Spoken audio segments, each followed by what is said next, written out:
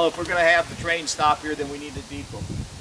And so I partnered with others, and we built the depot, and people did come. Farmers used the depot for their crops to ship them away from here.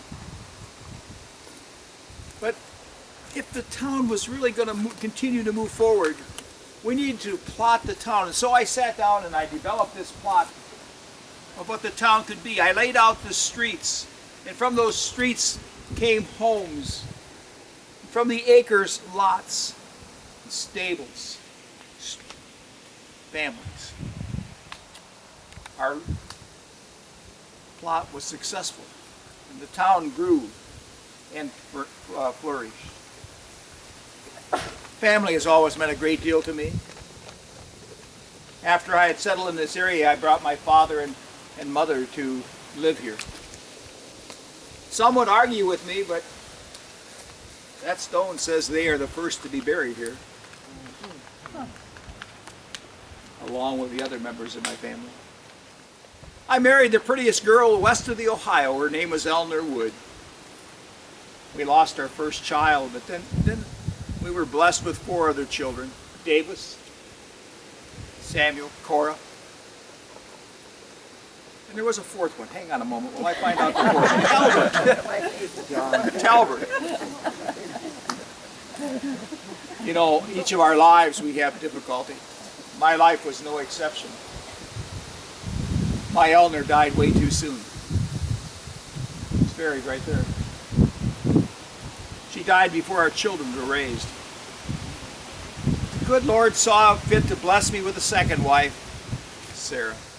I was 40 years old when I married Sarah, and Sarah was, well, Sarah wouldn't want me to tell you how old she was, so I wouldn't. I won't. But know this, that Sarah and I were blessed with 3 beautiful daughters: Lizzie, Marie, Anna, Ella, excuse me. I don't think there was a 4th. There was just 3. Anna, Marie, and Ella. 3 beautiful daughters. You know, it was about that time that our nation was in turmoil. A great deal of political unrest, and it all had to do with slavery moving westward. Illinois came down on the side of freedom, and I agreed with that position. By the time the war broke out, the 2 sons, Davis and Samuel, were old enough to enlist. And they did. They enlisted right here in the 104th Illinois Infantry. Right here in Earlville they enlisted. I was so proud that my sons enlisted, that they were serving the cause that we believed in. But with each passing day, my prayers grew deeper for my sons, for their safety. Davis came home to us at the end of the war, and he had been imprisoned in Fort Campbell. He wasn't in good shape. He was sickly. The next spring he died, frail.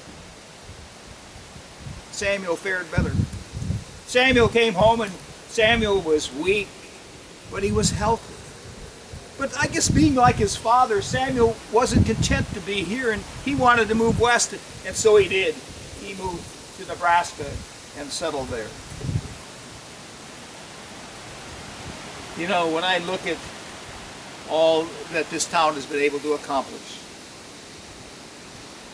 when I realize that some call me the father of this community, I am happy to hear that. Proud to hear that.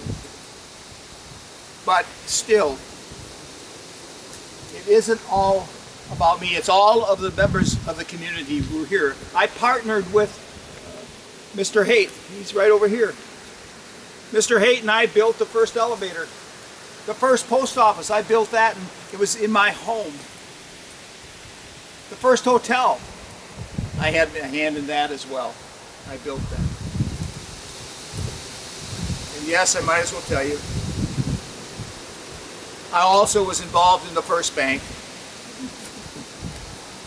I soon realized that banking wasn't my forte, and so I sold my share to my partner, Mr. Halleck. It wasn't his forte either.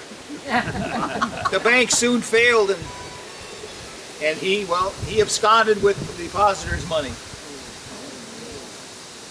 I didn't see that one coming. It took me a long time to get over that. You know, scoundrels appear in the darndest places. You know, I simply had a vision of what this town could be, of what any town could be. And I set out to accomplish that, and I pray that generations that follow will remember and think of me fondly when they realize that this town has grown into what it is today. You know, most people stop here not to visit me, but to visit the monument that's inside that tree. So I thank you for making time and coming and visiting me here today. Have a good day.